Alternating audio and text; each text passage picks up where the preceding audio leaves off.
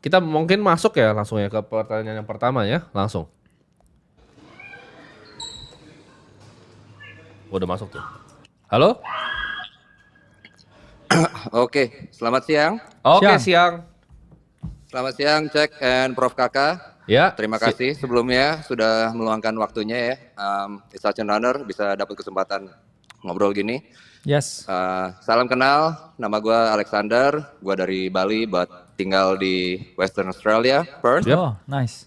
Usia 34, gue dan Bini gawe di mining. Oke. Oke. Oke, singkat cerita, di akhir tahun 2024 kemarin, gue mutusin untuk terjun ke crypto and saham sampai sekarang. Jadi ya pretty much masih newbie lah ya. Ya. And BTW gue juga member Aceh juga. Siap. Oke, so pendapatan keluarga, Bini dan gue itu monthly di 13.352. So Ini around Australian dollar? 133 Australian dollar. Oke. Jadi sekitar 133 sampai 135 juta per bulan. Saving ratio gue itu very close to 50%. Jadi per bulan bisa nabung ya sekitar 6 ribuan. Ya, 60-an juta, 70 juta lah berarti. Nice. Betul. Portofolio gue di kripto so far ada di 42.573. Ini USD atau? Sorry, Australian dollar. Oke. 42.573. Saham Indo gue ada di 384 juta so far. Sorry, saham apa? Indo. Indo Saham berapa? Indo, iya itu. 384. 384 juta Rupiah. rupiah. Oke. Sorry. Gue akan dapat bonus dari company gue juga sebelumnya karena mereka underpay. Ya. 200 juta, mereka bakal bayar 200 juta. Ya. Posisi di bank gue so far ada 42.324. Ya, jadi gue 4.000, depositoin di sorry? sana supaya 42.000. Sorry? Oke. Banknya di bank apa? 42.324 Australian dollar. Oke. Jadi gue depositoin di sana sengaja supaya cicilan KPR-nya supaya slightly better juga gitu ya. Oke. Ya, jadi gue gak ada hutang sama sekali kecuali KPR, which is 386.827. Ya. Itu hutang KPR-nya. Oke. Pertanyaannya, jadi apa alokasi ini udah benar atau bisa di-adjust lagi ya, jadi lebih efisien and maksimal gitu growth. Oke. Berarti And secondly, apa ada cara lain or any suggestions dari Cek, dari Prof, ada tips supaya gue bisa reach financial freedom? Karena ultimate goal gue ya financial freedom sih. Gitu. Oke. Jadi untuk ultimate goalnya adalah financial freedom. Kalau financial freedom itu gue biasa bikin, gue nggak suka dengan 4% rule. Karena menurut gue inflasi itu lebih tinggi dari itu. Jadi untuk financial freedom, kita itu punya konsep pendapatan tahunan tuh harus berkali-kali lipat, harus besar sekali. Nah ini kan pendapatannya besar ya sebenarnya. Pendapatannya sekitar berarti bisa nabung 130 juta. Dengan kemampuan nabung berarti bisa 60 sampai 70 juta setiap bulannya. Nah, portofolio kriptonya apa ini kalau boleh tahu? Bitcoin 98,32%, Ethereum 1,61%, Parachain 0,07%. Oke. Nice. Risk profile-nya apa? Agresif kah, moderat kah, konservatif kah? Gua karena sadar gue belum kaya, jadi gue suka yang agresif. Jadi saham Indo agresif, Bitcoin ya bisa dibilang Oke. agresif juga ya. Oke. Saham Indonya apa? 386 juta rupiahnya itu? Saham Indonya gue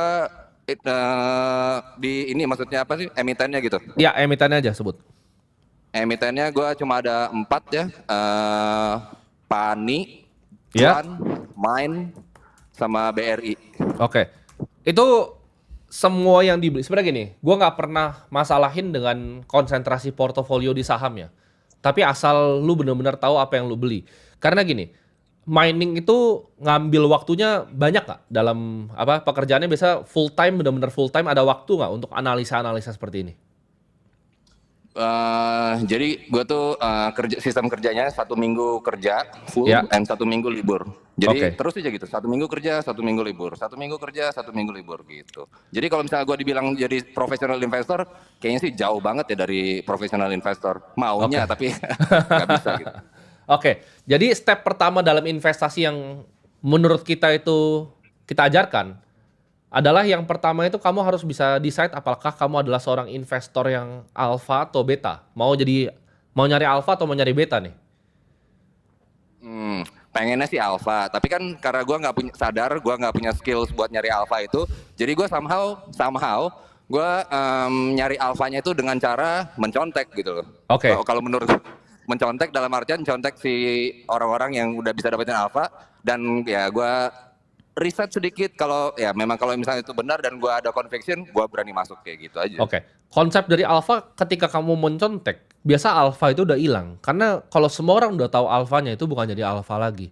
Nah, alpha itu adalah aktivitas yang lebih sulit dibanding olimpiade bahkan renang olimpik. Itu Ray Dalio yang bilang. Itu adalah aktivitas tersulit ya bro ya. Kita aja sulit sekali ya dapetin alpha ya di sini. Setuju. Ya. Jadi jawabannya adalah kalau bukan full time investor, saya akan sarankan ke beta. Nah kalau kita lihat secara portofolio Indonesia, ini weightingnya BRI berapa ini? BRI gue kecil sih, cuma 20 juta itu kalau BRI. Oke. Kecil BRI. Kita akan mulai mungkin dari yang saham Indonesia dulu ya. Ini saham Indonesianya ini kenapa di Indonesia kan walaupun lu di Australia kan. Apakah lu punya broker yang bisa akses saham US? Kayak Interactive Broker mungkin? Mestinya bisa. Oke. Ini kenapa Indo ini karena home bias atau apa? Karena kita ngelihatnya berita Indonesianya gampang, dan ya mungkin karena gue juga orang Indo gitu ya. Jadi ya udahlah. Jadi di saham sendiri kalau lu berinvestasi di Indo itu ada yang namanya home bias. Ya. Okay. Itu sesuatu bias yang lu akan berinvestasi cenderung kalau lu di negara itu. Contoh, lu orang Thailand, lu akan lebih bias untuk berinvestasi di Thailand. Tapi kalau kita lihat secara global all cap, Indonesia tuh 0,1% dari global punya liquidity. Ya, jadi jawabannya kalau lu orang di Australia, gua akan sarankan lebih portofolio yang di luar negeri sebenarnya dibanding di Indonesia. Boleh di Indonesia, tapi porsinya tidak sebesar ini, gitu. Dan ini sangat mencari alpha. Kalau misalnya lu cari dari IHSG ini lu sangat nyari alpha nih. Gue kasih contoh ya. Indonesia memang kalau lu invest di indeksnya itu nggak selalu bagus. Misalnya lu main pure beta play, let's say lu beli reksadana indeks di Pevindo iGrade atau di Serikahati. Itu akan lu ketemu betanya 1 tuh. Tapi kalau misalnya lu bikin lebih simple, contoh lu nggak mau beli reksadana indeks, lu mau bikin sendiri deh. Misalnya BCA 70%, BRI itu 30%. Kalau lu memang percaya sama negara Indonesia, gue akan saranin seperti itu aja. Misalnya BCA 70, BRI 30. Itu gue nggak usah ngitung kira-kira betanya 0,6 sampai 0,8. Udah dekat lah itu ke 1. Jadi lu nggak nyari alpha yang porto lu bisa swing tinggi, karena lu kan nggak professional investor. Betul. Ya. Jadi dari situ, menurut gue kalau memang lu percaya banget nih sama, atau nggak tesis lu tadi bukan karena sering lihat berita di Indonesia, itu kan home bias tuh. Kecuali tesis lu adalah lu lihat emerging market ini masih underpriced. Itu boleh lu main Indo. Tapi kalau enggak, mendingan internasional. Nah dari internasional sendiri itu bisa dibagi jadi 2 sebenarnya strategi investasinya. Kalau Warren Buffett selalu bilang 90% tuh di S&P 500. Nah tapi ada cara nih sebenarnya untuk ngalahin S&P 500. Karena kayaknya lu udah lebih advance dalam investing. Jadi kita akan bahas kali bro ya. Ya. Nah jadi ini stylenya kalau pernah dengar namanya Dimensional Fund Advisor atau DFA. Jadi DFA itu pakai yang namanya teorinya Eugene Fama, Factor Tilt Portfolio. Jadi 5 factor investing. Ini gue belum pernah bahas yang pertama kali nih, karena kayaknya lumayan advance yang tanya. Jadi kita akan bahas, lu bisa actually beat S&P 500 pakai beta play. Dengan lu factor tilt ke value dan juga emerging marketnya ada. Oke, ini kalau saran gue ya, ini kalau gue jadi lu, semua yang Indo itu gue likuidasi full. Oke. Dan bahkan yang kripto itu sekarang gue likuidasi full. Karena kan bukan professional investor. Gue akan bikin pure beta play ya. Kira-kira seperti ini portfolionya. 42% tuh di US stock market. Sambil bro kakak bantu charting ini juga. Di VTI namanya. Jadi itu salah satu ETF dengan weighting paling besar di dunia. Itu 42% US stock market. Jadi lu beli semuanya saham di US. Lu nggak usah pilih jarum ditumpuk ke jerami, lu beli jeraminya. VTI. 24% tuh di international ETF. VEA, jadi ini VTI ini yang pertama ya. Yes. Kalau lu punya akses buat di broker luar negeri. Jadi ini yang personally kita lakukan juga gitu. Jadi kita orangnya walk the talk, ini yang kita lakukan dan kita ajarin kalian juga. Ini untuk yang stock portfolio ya. Jadi 100% ini bukan total portofolio lu, tapi ini stock portfolio ya. 42% tuh VTI, 24% di VEA, International ETF. Coba dibuka bro, biar dia bisa tahu juga. Nah ini. VA ini 24%, 12% emerging market VWO. Jadi ini namanya factor tilting. Jadi lu bisa nanti kalau lu weightingnya pas, lu bisa ukur comparative return-nya ini ngalahin S&P.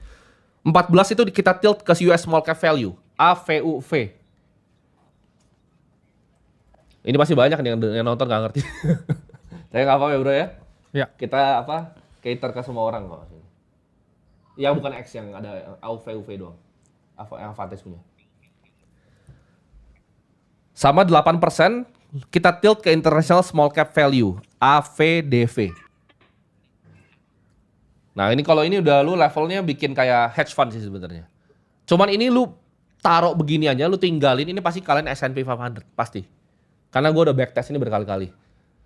Jadi namanya 5 factor portfolio. Lu bisa cari banyak paper tentang ini, tentang apa? Ya. Cara desain portofolionya, gitu. Jadi semua stok investment yang agresif, ini kira-kira lu bisa beat S&P by 1-2% lah harusnya. Kalau lu malas bikin ini, langsung VOO aja, beli S&P aja udah. Kalau lu malas. Cuman ini kalau lu mau pakai stylenya Dimensional Fund Advisor, lu pakai yang ini. Sambil nyatet ya itu. Paham nggak? Tes. Ya, halo? Masih ngikutin? Sinyalnya hilang ya. Oh, hilang sinyalnya ya tadi. Sampai Oke, mana sorry. tadi? Iya, udah ada lagi. Sampai mana tadi? Yang sampai cek jelasin itu ya, apa namanya yang ETF itu. Oh iya, berarti udah nangkap ya, nanti tinggal nonton replaynya aja ya, ETF ya. Kira-kira portfolio seperti Nonton itu. replay lagi pasti. Iya. Jadi kira-kira gue akan saranin portfolio nih Bro Kakak bantuin bikin pie chartnya, Oke. dia bikin dulu. Mungkin bisa disebutin ulang bro. Untuk VTI. VTI 42%, Ya. International ETF VEA 24%, Ya. 12% emerging market VWO, 14% US small cap value AFUV, Yes. 8% international small cap value AVDV. Nah ini dia. Jadi ini portofolio pure beta tinggal tidur. Ya. Nggak perlu apa, ini portofolio tidur beneran nih. Jadi ini pure Sama beta. sekali nggak ada Bitcoin di sana, cek. Apa? Ini Di saham. luar ini. Kagak ada. Ya. Ini saham. Jadi kan Oh, sorry, kan yang lu saham, punya sorry, portofolio ya, saham betul, tadi. Yes. Ya. Lu kalau portofolio saham daripada lu stock pick di Indonesia nanti kebakar, bikin seperti ini. Pakai international broker. Siap. Oke, kalau untuk Bitcoin sendiri, kalau misalnya lu emang punya conviction dan tesis, balik lagi, lu apakah profesional crypto investor full atau enggak gitu.